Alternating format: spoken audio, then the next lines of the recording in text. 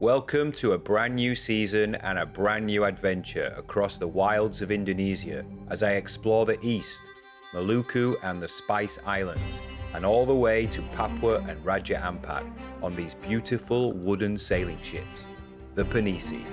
So get ready, batten down the hatches, make sure you're wearing your sea legs, prepare to set sail to some of the most remote corners of our planet. I'm going to show you the last frontier under the seas, where you can find schooling sharks, huge aquatic beasts, pristine coral reefs that are teeming with life, and even more hidden jellyfish lakes, all aboard a traditional wooden boat. These pirate ships all have one thing in common. They are wonderfully handcrafted in one small area of Indonesia.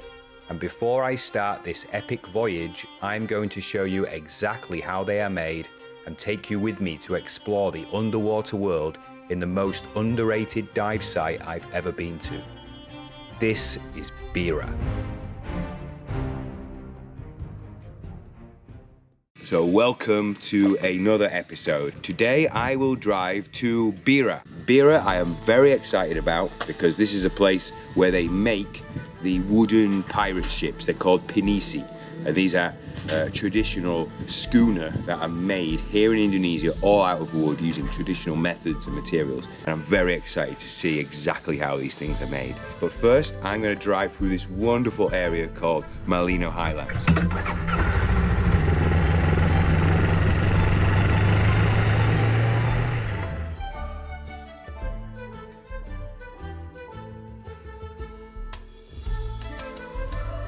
The Malino Highlands stretch all the way from Makassar to Bira, and the rice fields are stunning.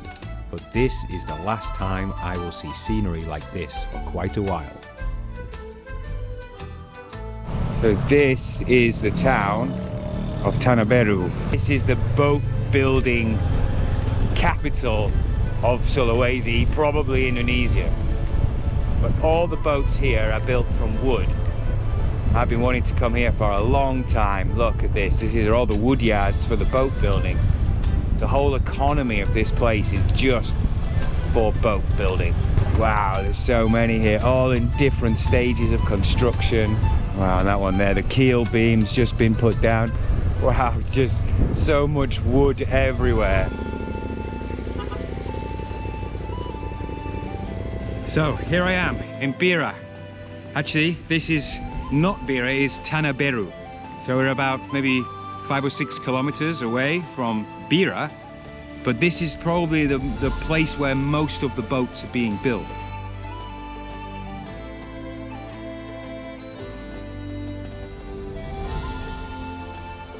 And this behind me is the keel beam. This is the really heavy piece of ironwood that's going to sit as the backbone of the boat. Incredible. It's just super hard, and this, I have no idea exactly how much this will weigh, but it will be very, very heavy. This is the first piece of the boat. Amazing. That's going to be a really huge Phinisi one day. All along the beach are boats. Some of them look abandoned, but I found one that is a hive of activity.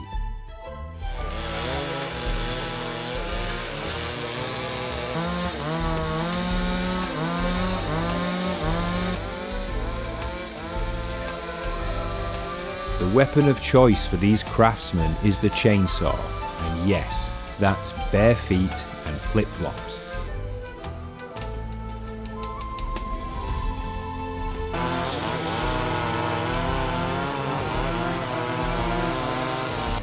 The workers here are preparing the planks which fit to the side of the boat. After cutting the planks with the chainsaw, they are planed smooth.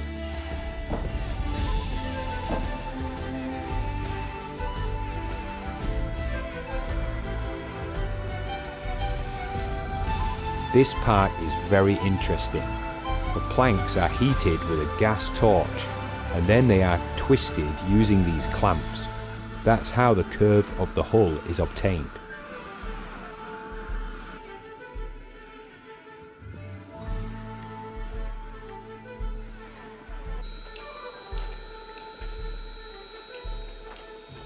Now it's time to attach the planks, but first they are drilled and then chiseled to make a very accurate joint.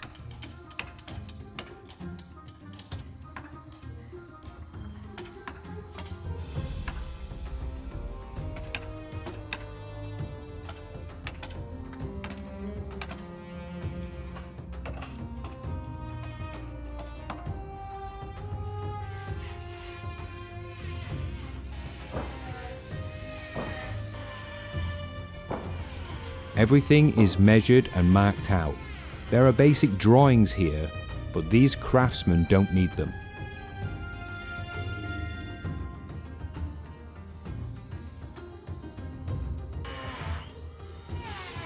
The holes are drilled into the hull and planed to a smooth finish.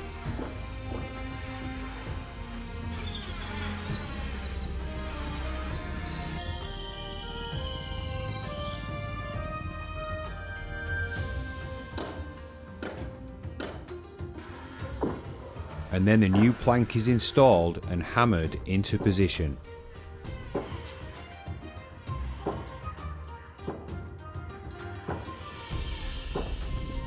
The plank is then clamped in place using this device, which is all tightened together by hammering in a wedge.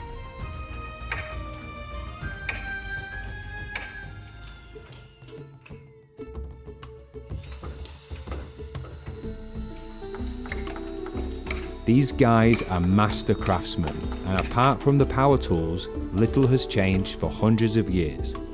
The precision with woodwork is incredible. I cannot even get my fingernail between these planks.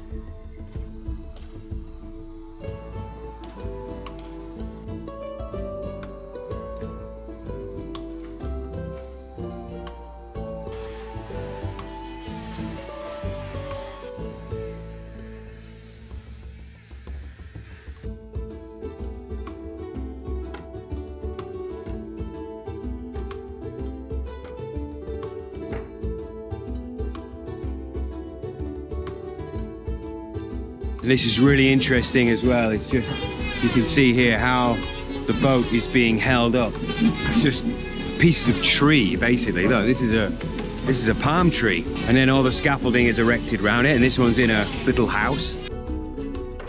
Further down the beach, you can see the top, thinner planks being installed with a different method. They are pinned from the side. To fill the gap between the planks, a type of caulking is used, and this cotton material is hammered into the seam in a rhythmic process.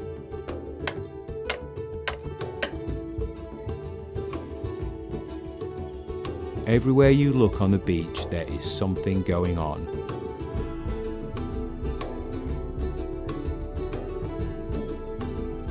And next to every boat there is a wood yard. So we've got all the wood here ready to go on the boat.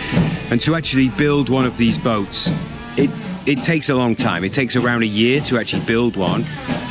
But drying the wood is a very important step, and that in itself takes a year. So what will normally happen is the trees are cut down, and then it sits under a shelter for 1 year, drying. And this is a lot of the wood ready to go on the boat.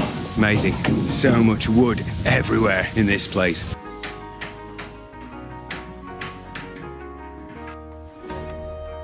For the interior, another set of craftsmen are used.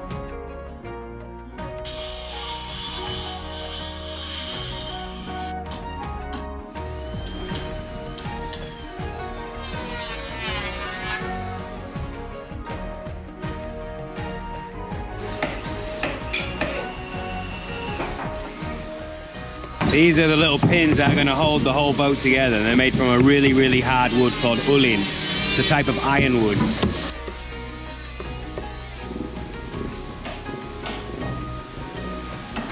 And again, on another boat, another group of craftsmen. Here, the mechanics are installing this engine.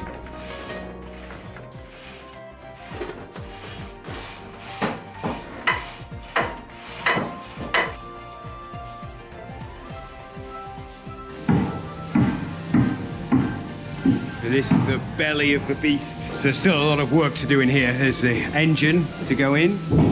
There's all the cabins to go in. This is literally just a shell right now. It is absolutely incredible to be inside the boat before all the cabins are installed. You really get a sense of the shape and the structure of the boat now. Real engineering, real craftsmanship has gone into building a boat like this. And right in front of me right now, they're actually taking one of them and pulling it into the water. It's very impressive.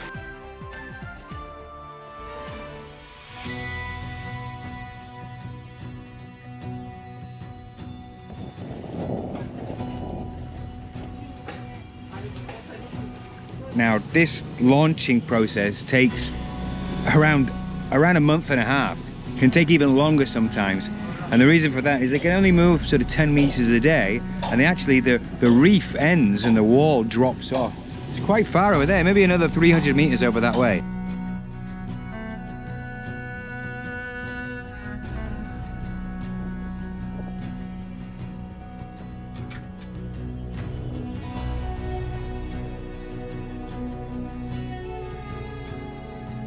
As the tide is still falling, a small raft is used to move the sandbags to the front of the vessel.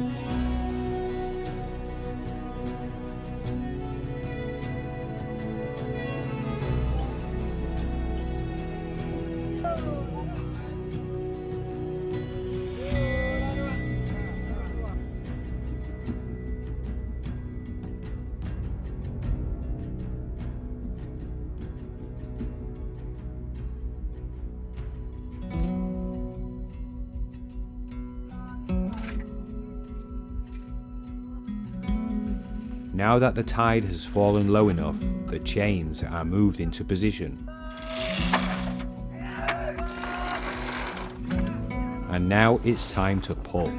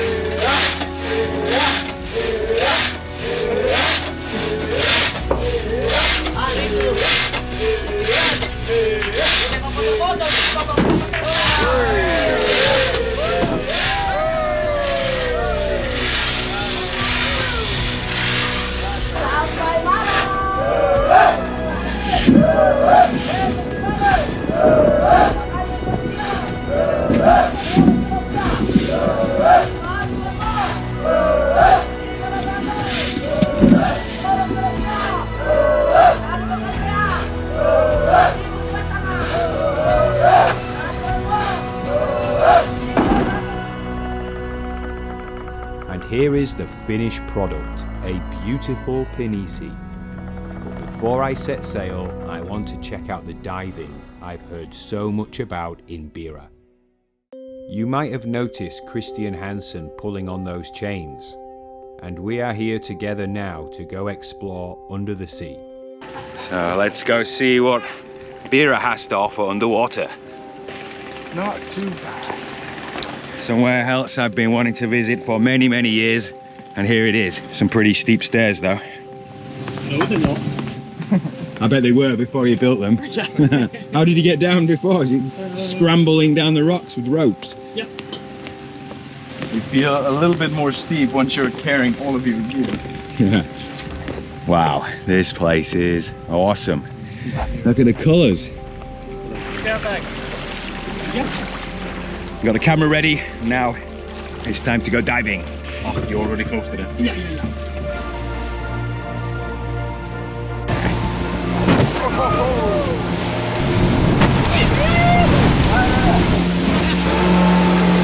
Oh no, it's too low driving.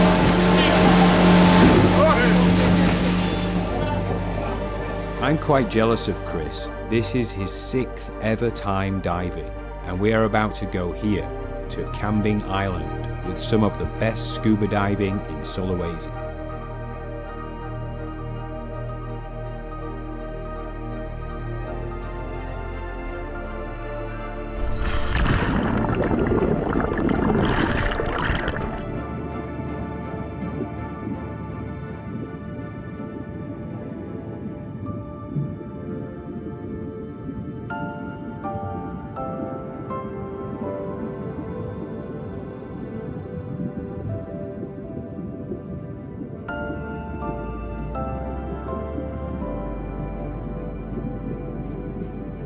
It starts off like any other dive, beautiful coral and lots of fishes.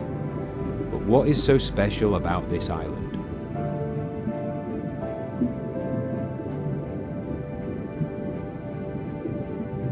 We get a taste of it as we see the first of many sharks. And as the current picks up, so too does the number of fish. As we get closer and closer to the cape of the island, we see huge swarms of red-toothed triggers and schooling bannerfish.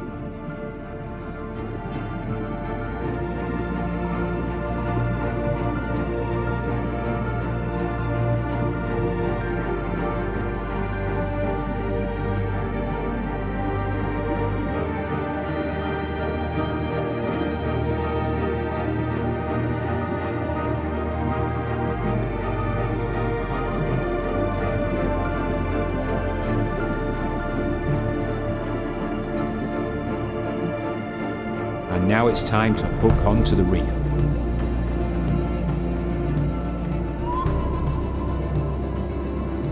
The current is blasting, and without these hooks we would be blown away. And now we sit back and enjoy the show. And what a show this is.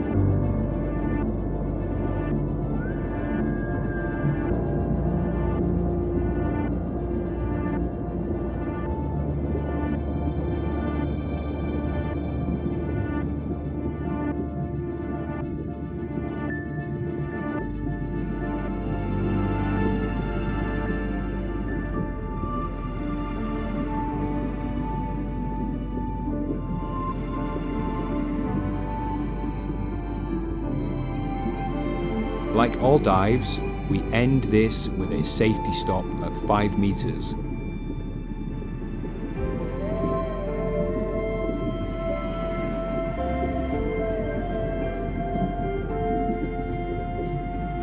This is the last time I will see Christian Hansen for quite some time, as he and I will now go our separate ways around this magical country.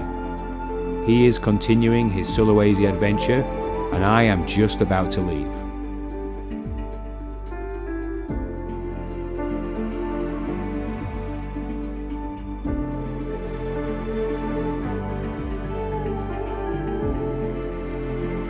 I have really enjoyed my time here in Bira, but now I must move on and explore the east of Indonesia. So please join me next week where I sail on a handcrafted wooden sailing ship to the Banda archipelago and all of the tiny islands in between.